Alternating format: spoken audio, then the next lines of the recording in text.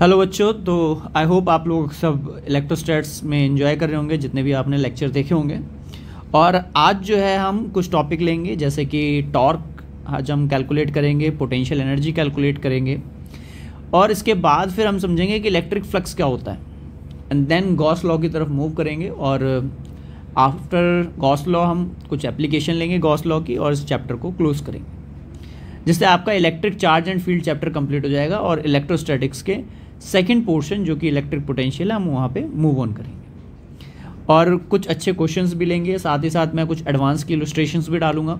ठीक है, तो अगर आप लोग कंटिन्यूसली इस वीडियोस को देख रहे हैं तो एक फ्लो में देखिए ताकि आप पूरा टॉपिक अच्छे से समझ सकें, इन डेप्थ आपको जो है उसकी नॉलेज हो सके।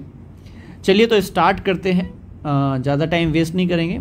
सबसे पहले हम देखेंगे टॉर्क कि टॉर्क क्या चीज़ है। ठीक है, तो सबसे पहले अगर मैं बात करूं इलेक्ट्रिक टॉर्क की, इलेक्ट्रोस्टैटिक टॉर्क, उसके लिए मैं यहाँ पर एक ले लेता हूँ सिंपल एक लाइन और इस लाइन पे दो चार्ज इस्टेब्लिश कर देता हूँ, एक माइनस क्यू चार्ज और एक प्लस क्यू चार्ज।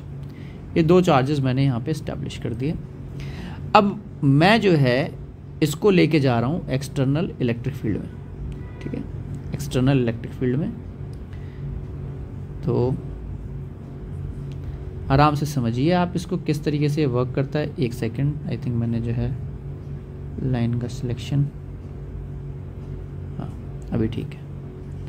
तो अभी आपको अच्छे से समझ में आएगा कि ये जो है एक्सटर्नल इलेक्ट्रिक फील्ड्स है। यहाँ हम एक्सटर्नल इलेक्ट्रिक फील्ड में किसी ऑब्जेक्ट को, ये इलेक्ट्रिक फील्ड है, ठीक है, ये एक्सटर्नल इलेक्ट्रिक फील्ड है और यहाँ आप इस डायपोल को उठा के प्लेस करना चाहते हैं। ये डायपोल आपने उठाया और इधर रख दिया।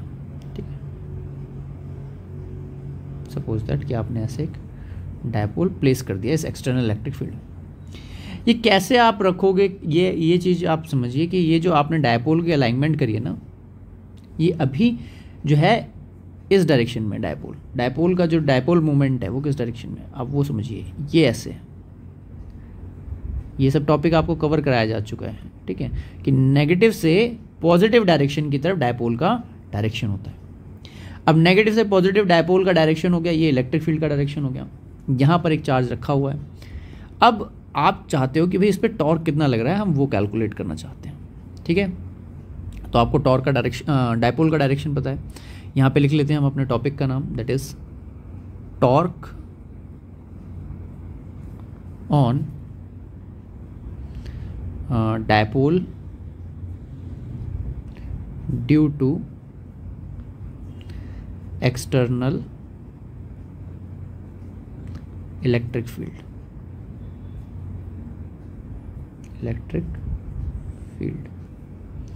तो हमें कैलकुलेट करना है torque on a dipole due to external electric field.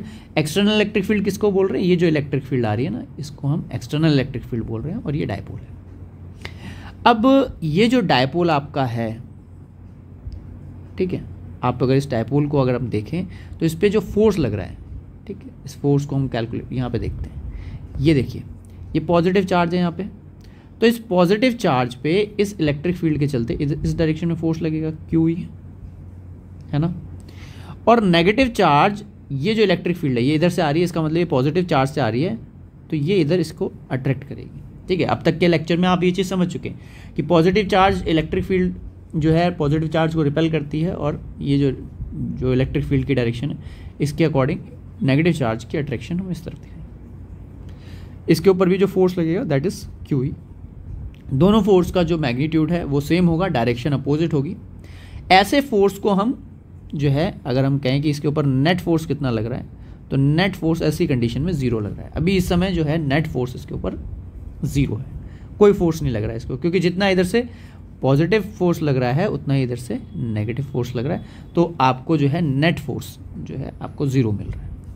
और इस समय टॉर्क भी जो है, नेट टॉर्क वो भी 0 है। नेट टॉर्क क्यों 0 है, देखिए इस डायपोल का अगर मैं बात करूं, इस डायपोल की अगर मैं बात करता हूं तो इस डायपोल के जो सेंटर ऑफ मास होगा वो यहाँ कहीं लाई करेगा, इस पॉइंट पे, है ना।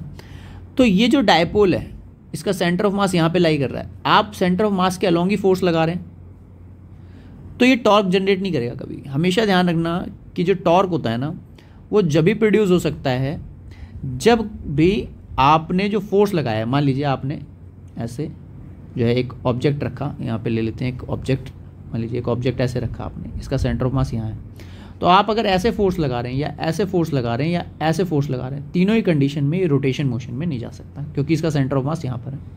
तो जब भी आपका लगाया हुआ फोर्स सेंटर ऑफ मास के किसी एक्सेस से पास हो जाएगा तो वो फोर्स कभी भी रोटेशनल इफेक्ट नहीं देगा। ऐसी बातें आपको फंडामेंटल बातें हमेशा याद रखनी है, ठीक है। तो यहाँ से तो कोई टॉर्क नहीं जनरेट होगा। टॉर्क कब प्रोड्यूस होगा? अब बात आती है टॉर्क कब बनेगा। तो टॉर्क बनेगा जब आप इस डायपोल को जो है, ये जो आपने डायपोल सेलेक्ट किया, इसको जब आप 90 डिग्री किसी एंगल से रोटेट करेंगे। जैसे मान लीजिए मैं इसको अभी रोटेट करता हूँ, ठीक है, एक्सटर्नल फील्ड में ये मैंने रोटेट किया। अब जैसे ही मैं इसको रोटेट करूँगा, देखो अगर मैं इसको रोटेट करूँगा यहाँ से यहाँ ऐसे, तो रोटेट करूँगा तो मुझे टॉर्क लगाना पड़ेगा अपनी तरफ से घुमाने के लिए इसे, ठीक है। यहाँ से मैंने फोर्स लगाया, इसको टॉर्क लगाना पड़ेगा घुमाने के लिए, तो ये हुआ एक्सटर्नल टॉर्क। और इलेक्ट्रिक फील्ड क्या करेगी? इलेक्ट्रिक फील्ड इसे यहाँ घुमाने के लिए टॉर्क लगाएगी और हम इसे यहाँ घुमाने के लिए टॉर्क। तो ये तो हो गया एक्सटर्नल टॉर्क और ये हो गया इलेक्ट्रिक टॉर्क जो इलेक्ट्रिक फील्ड लगा रही है।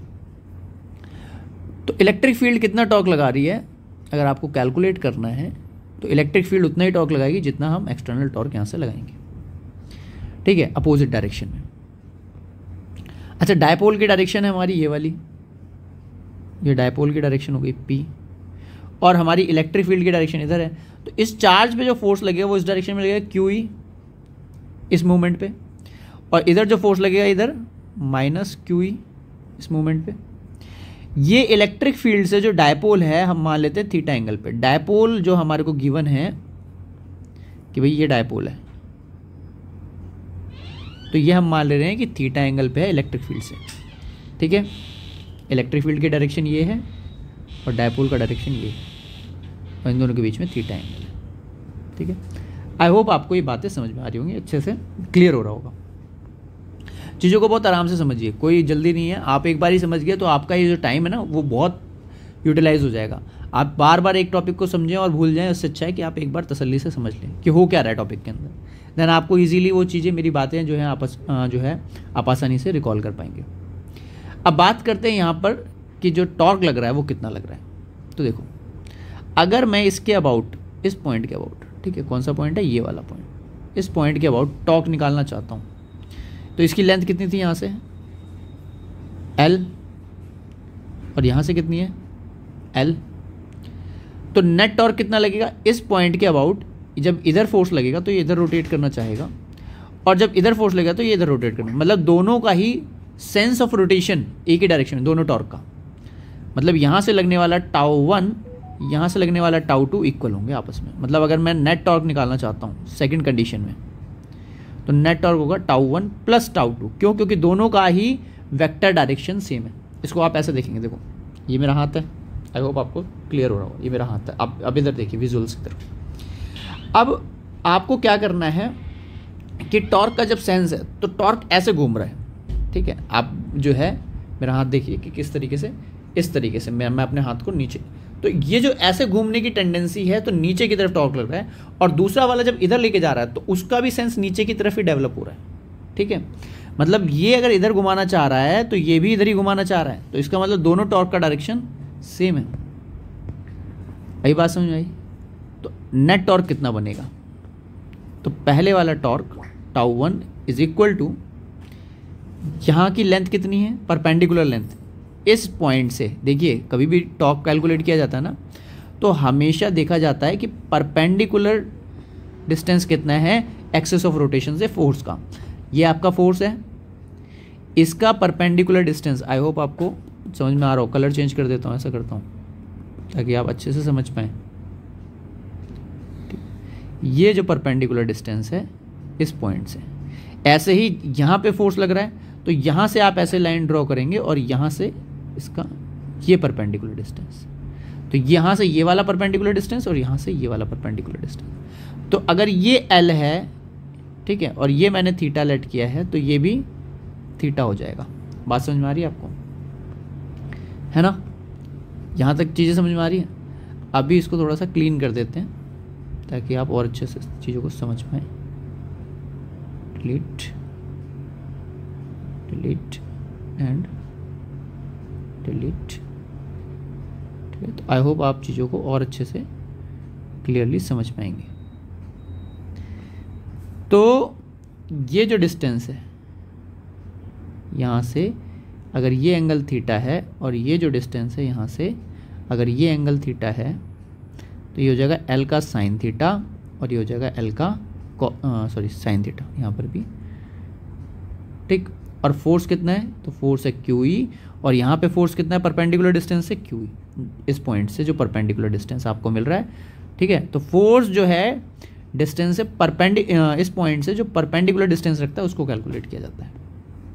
ठीक है, तो आई होप आपको ये बात समझ में आई होगी। तो अब हम इसको कैलकुलेट कर लेते हैं।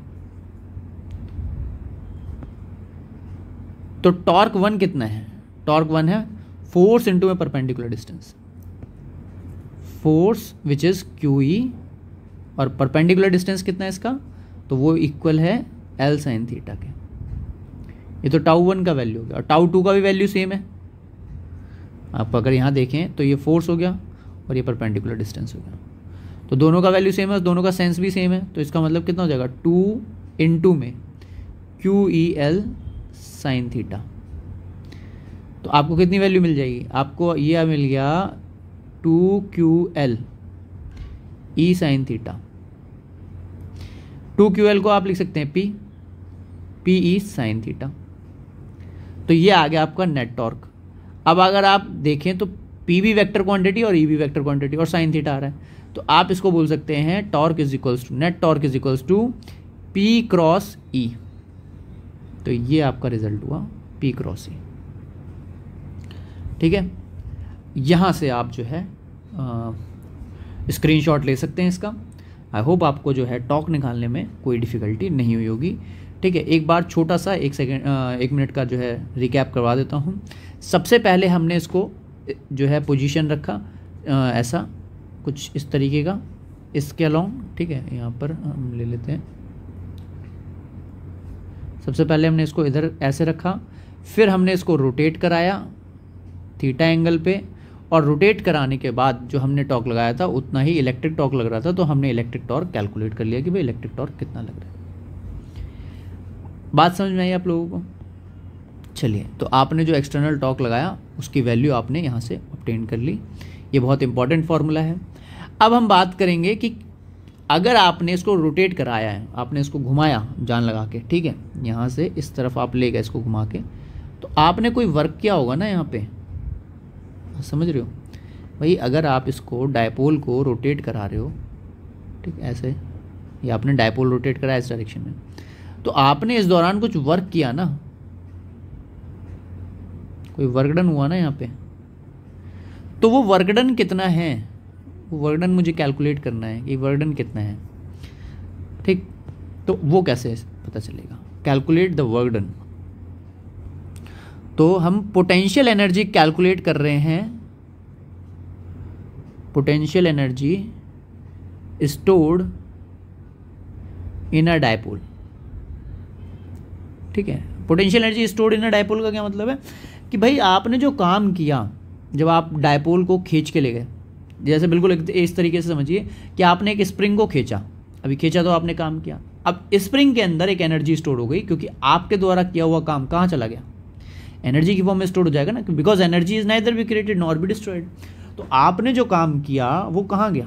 वो एनर्जी की फॉर्म में उसके अंदर स्टोर हो गया। ठीक है, तो वही एनर्जी, वही जो आपने काम किया था, वर्क किया था, वो अगर एनर्जी स्टोर हो जाए तो स्टोर्ड एनर्जी को हम बोलते हैं पोटेंशियल एनर्जी। ठीक है, पोटेंशियल एनर्जी सिंपली जो भी आप वर्क करते हो अगर वो स्टोर हो सकता है तो उसे पोटेंशियल एनर्जी का नाम दे दिया जाता है। रोटेशन मोशन के अंदर जो है अगर मैं कैलकुलेट करूं वर्क डन को, तो वर्क डन कैलकुलेट करने का फॉर्मूला होता है integration of tau dot theta. जैसे अगर मैं नॉर्मली कैलकुलेट करता हूँ लीनियर मोशन में तो एफ डॉट डी एस लिखता हूँ ना, ऐसे ही यहाँ पे होता है टाउ डॉट थीटा।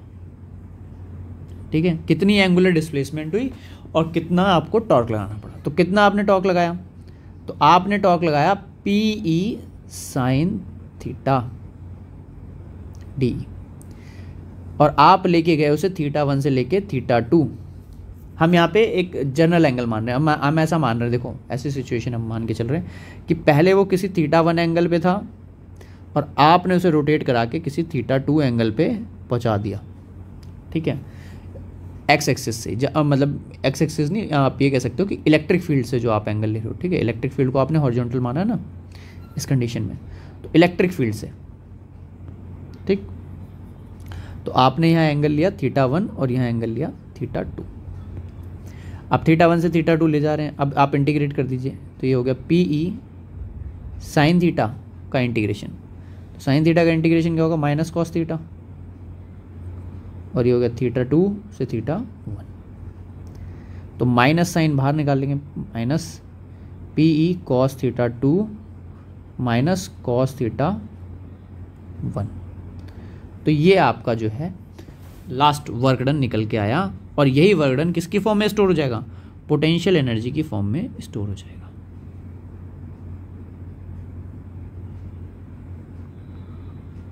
ठीक है, अब θ1 अगर मैं इस रिजल्ट को जर्नलाइज करना चाहता हूं तो θ1 मुझे कोई ऐसा पॉइंट लेना पड़ेगा, ऐसा एंगल लेना पड़ेगा जहां पर पोटेंशियल एनर्जी जीरो हो, ठीक है। तो दूसरा एंगल मैं डालूंगा और पोटेंशियल एनर्जी कैलकुलेट कर लूंगा, या मुझे चेंज भी निकालना है तो मैं दूसरा एंगल डालूंगा, पोटेंशियल एनर्जी निकालूंगा इनिशियल, और फिर एंगल डालूंगा, फिर निकालूंगा फाइनल। पर अगर मैं इस टर्म में रखूंगा तो मेरे को दिक्कत होगी, क्योंकि इसमें दोनों एंगल्स जो हैं रैंडम एंगल्स हैं। तो मुझे इसको एक जनरल रिजल्ट में कन्वर्ट करना है, ठीक है, किसी भी थीटा के लिए वैलिड करना है, θ1 θ2 के लिए, किसी भी एक थीटा के लिए वैलिड करना है। तो मुझे क्या करना पड़ेगा, θ1 डिसाइड करना पड़ेगा कि मैं इनिशियल पोजीशन किसे दूं, किसको रेफरेंस मानूं, कि यहाँ से मैं स्टार्ट करूं। देखो रेफरेंस किसे माना जाता है, जो जीरो हो जाए, जहाँ पे काम जीरो हो जाए वहाँ पे हम उसको रेफरेंस मानते हैं, कि जहाँ पे हमें कोई काम करने की जरूरत नहीं थी। तो इसका मतलब जो इनिशियल वैल्यू है ये पूरी क्या हो जाएगी, ज़ीरो हो जाएगी, है ना। और ऐसा कब हो सकता है मैथमेटिकली, जबकि θ1 90 हो जाए तो ये पूरा फैक्टर जो है आपका वो ज़ीरो हो जाएगा ऑटोमेटिकली, तो कॉस 90 होता है ज़ीरो। तो इसका मतलब θ1 मुझे क्या लेट करना पड़ेगा, 90 डिग्री लेट करना पड़ेगा। ये तो हुआ इसका मैथमेटिकल सेंस, कि अगर मुझे ये पता करना है कि पोटेंशियल एनर्जी सबसे कम कहाँ है, ज़ीरो किधर है, तो ज़ीरो जो है 90 डिग्री पे है। ये हमने मैथमेटिकली हमने सोच करके दिमाग लगाया कि भाई अगर मुझे इसको जनरलाइज करना है तो θ1 मतलब मुझे अपने डायपोल को ये मानना है कि जिस समय वो परपेंडिकुलर होगा ऐसे इलेक्ट्रिक फील्ड के, कुछ इस तरीके से, देखिए ऐसे, ये इलेक्ट्रिक फील्ड का डायरेक्शन है, ये 90 डिग्री है, और ये डायपोल का डायरेक्शन, उस समय पोटेंशियल एनर्जी ज़ीरो होगी। जैसे हम अर्थ का पोटेंशियल जीरो नहीं होता, बट हम मानते हैं कि जीरो है, तभी भी उसके बेहाफ पे कैलकुलेशन करते हैं ना। आप mgs जो पोटेंशियल एनर्जी का फॉर्मूला लगाते हो उसमें h, आपको पता है ग्रेविटेशन चैप्टर में आपने पढ़ा था कि सरफेस पर भी पोटेंशियल एनर्जी होती है ऑब्जेक्ट की, पर जैसे हम उसे हाइट पे ले जाते हैं तो हमारी पोटेंशियल एनर्जी में चेंज आता है। आप सीधा कह देते हैं mgh, तो इसका मतलब आपने अर्थ की पोटेंशियल एनर्जी को क्या मान लिया था उस समय, जीरो, और आपने जितनी हाइट इंक्रीज किया आपने चेंज इन पोटेंशियल एनर्जी बता दिया आसानी से। तो ऐसे ही यहाँ पर ध्यान देना है कि भाई पोटेंशियल एनर्जी कहाँ ज़ीरो है, हमें ये डिफाइन करना पड़ेगा। तो हम मान रहे हैं कि जब डायपोल का जो डायरेक्शन है वो इलेक्ट्रिक फील्ड से परपेंडिकुलर हो तो उस समय कोई भी वर्क करने की ज़रूरत नहीं है, उस समय आप पोटेंशियल एनर्जी क्या हो जाएगी, स्टोर जीरो हो जाएगी। तो जीरो पोटेंशियल एनर्जी मतलब कोई वर्क नहीं हुआ। ऐसा हो क्यों रहा है आप वो भी समझिए, इसका आप सेंस भी डेवलप करिए इस बात का, ठीक है। सिर्फ इतना डेवलप करना सही नहीं है कि मैथमेटिकली आप समझिए, आप प्रैक्टिकली उसे समझिए। देखिए ये इलेक्ट्रिक फील्ड है आपकी, यहाँ मैं एक पॉजिटिव चार्ज को लेके आ रहा हूँ, मुझे पॉजिटिव चार्ज को कहीं इन्फिनिटी से यहाँ लाने पे काम करना पड़ेगा, वर्क करना पड़ेगा, क्योंकि मैं अगेंस्ट द फील्ड लेकर के आ रहा हूँ उसे। पर नेगेटिव चार्ज इन्फिनिटी से ऑटोमेटिकली आ जाएगा यहाँ पर। तो जितना एक डायपोल के पॉजिटिव चार्ज के लिए पॉजिटिव में वर्क हुआ उतना ही नेचर ने खुद से नेगेटिव वर्क कर दिया। तो नेट वर्क डन एक डायपोल को प्लेस करने के लिए कितना हुआ, ज़ीरो। एंड दैट्स वाई जब डायरेक्शन परपेंडिकुलर होती है डायपोल की, ये डायरेक्शन, तो पोटेंशियल एनर्जी ज़ीरो होती है। आई होप आपको ये कंसेप्ट जो है समझ में आया होगा, ठीक है। कि अगर मैं बात करूं सॉरी,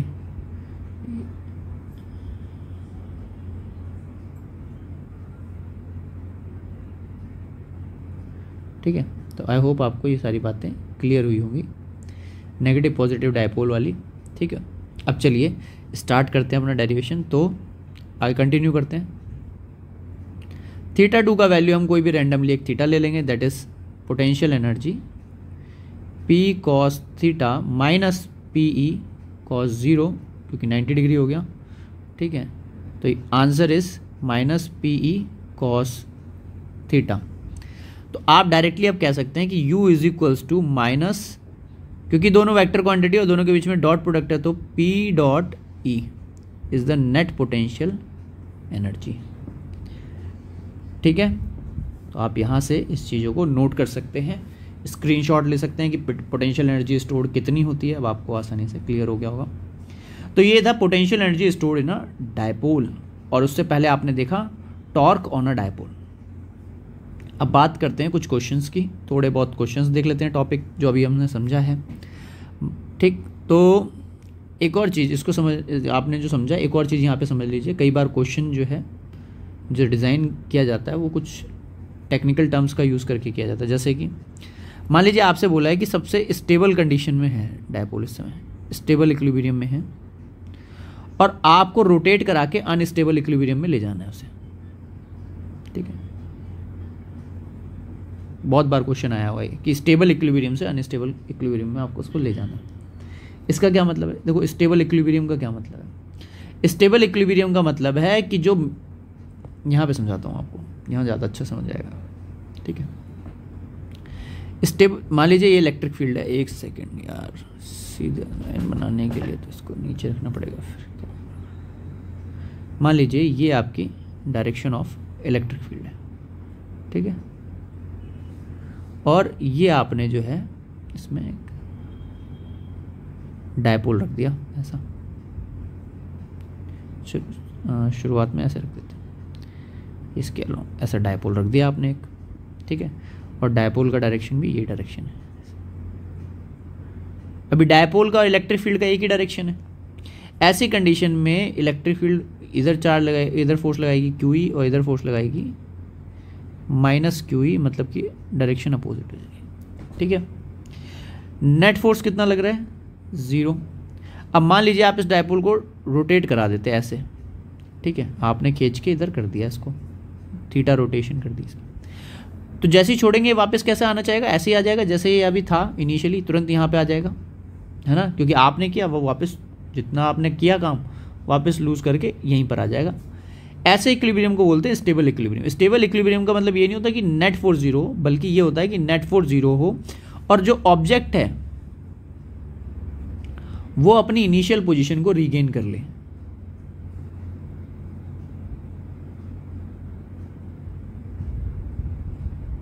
ठीक है, जैसे मान लीजिए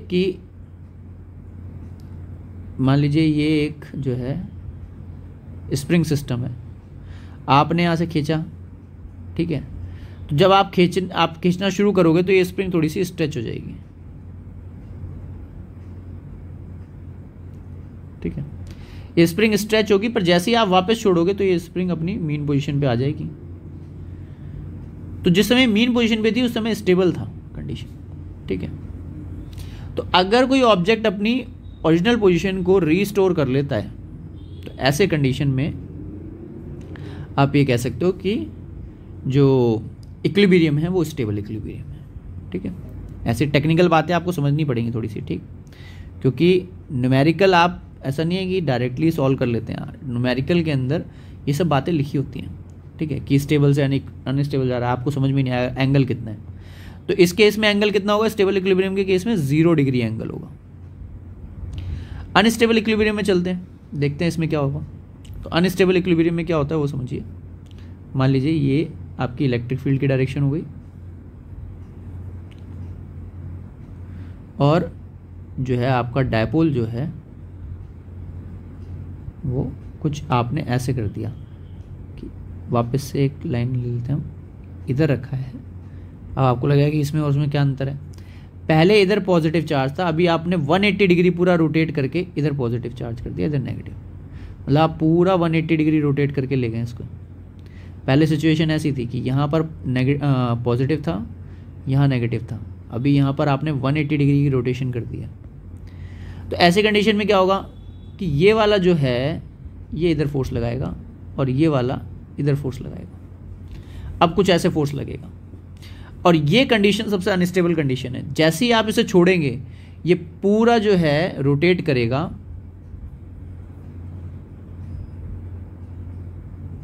अगर मैं आपको दिखाऊं विजुअल्स में थोड़ा सा, आई होप आपको क्लियर हो पाए। इसको जो है एक सेकेंड आपको क्लियर हो जाएगा कि हम कर क्या रहे हैं। हम यहाँ से ले लेते हैं एक इलेक्ट्रिक फील्ड ऐसे, और एक और कलर का हम ले लेते हैं यहाँ से डायपोल। ये हमारा डायपोल है जो इलेक्ट्रिक फील्ड के डायरेक्शन में था, ठीक है। तो ये पहले ऐसा डायपोल रखा हुआ था। अभी मैंने क्या किया, मैंने इसको ऐसे घुमाया और घुमा के 180 डिग्री ऐसे रख दिया। समझ में आ रही है भाई? इनिशियली ये डायपोल ऐसा था, आपने जान लगाई और पूरे डायपोल को खींच के आप ले गए और आपने ऐसे प्लेस कर दिया है। अब बात समझ में आई? अनस्टेबल कंडीशन में, तो अनस्टेबल कंडीशन में होगा क्या, अभी रोटेशन कितनी हो गई, theta is equals to 180 degree. अगर थीटा 180 डिग्री है तो हम कहेंगे कि ये जो कंडीशन है ये अनस्टेबल इक्विलिब्रियम की कंडीशन है। ऑब्जेक्ट अपनी जो पोजीशन है वो रीगेन नहीं करेगा, बल्कि अपनी पोजीशन को तुरंत छोड़ देगा और उसके बाद वापस कभी उस पोजीशन में खुद से नहीं आएगा। इस बात का ध्यान रखिएगा, ठीक है। तो इसको बोलते हैं हम अनस्टेबल इक्विलिब्रियम। इक्विलिब्रियम क्यों बोल रहे हैं, क्योंकि नेट फोर्स अभी भी जीरो है। देखो भाई, नेट अभी भी जीरो, जितना जो है इस साइड पे फोर्स लगेगा उतना ही इस साइड पे फोर्स लगेगा। नेट फोर्स अभी भी जीरो है। तो एक क्वेश्चन लेते हैं कि मान लीजिए आपको क्वेश्चन आया कि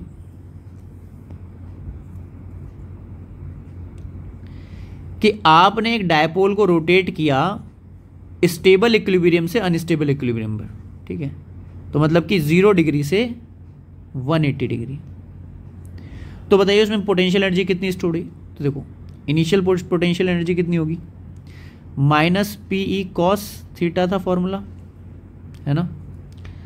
तो माइनस पीई कॉस 0 डाल देंगे यहाँ पे, तो कितना हो जाएगा, minus PE. Final potential energy कितनी होनी चाहिए, माइनस पीई कॉस 180। तो ये कितना हो जाएगा, माइनस कॉस 180 का वैल्यू होता है -1, तो माइनस माइनस प्लस हो जाएगा, plus E. Change in potential energy क्या होगी, फाइनल माइनस इनिशियल। तो फाइनल तो है पीई माइनस, और इनिशियल कितनी है, माइनस पीई।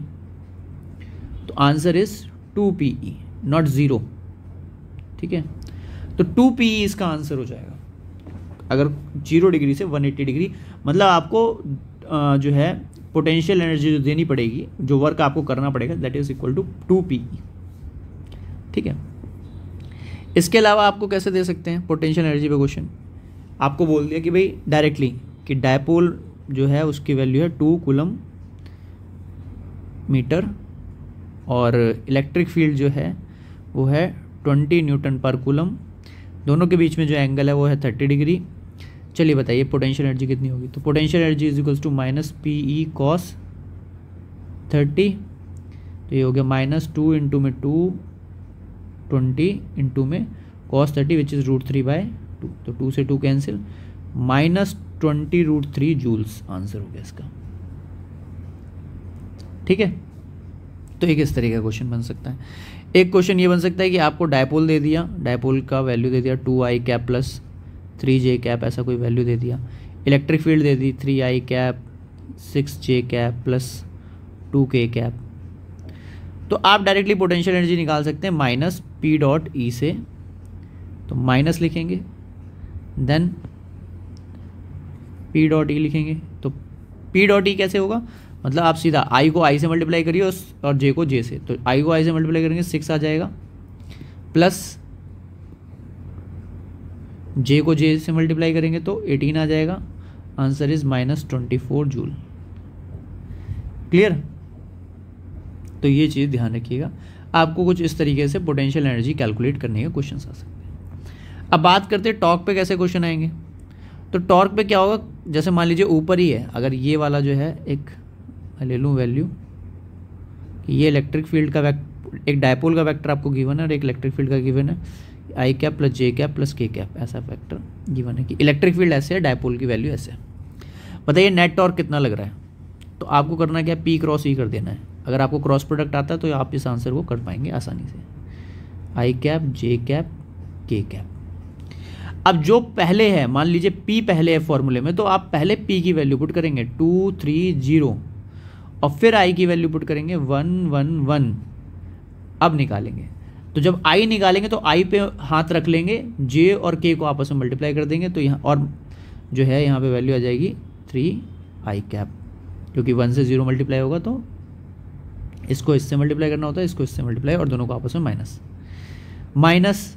अब जे कैप निकालना है तो जे पे हाथ रख लेंगे और इस पर मल्टीप्लाई करेंगे। तो इसमें जे में ना शुरू में ही माइनस लगाना होता है, अगर किसी को नहीं आता है इसलिए बता रहा हूँ, हो सकता है कोई बच्चा ऐसा हो जिसको नहीं पता हो, तो यहाँ पे ध्यान रखना है। तो जे पे हाथ रखना है और 2 वाले को 1 वाले से मल्टीप्लाई कर देना है, और 1 वाले को 0 से मल्टीप्लाई करेंगे और माइनस कर देंगे, तो माइनस का जे के।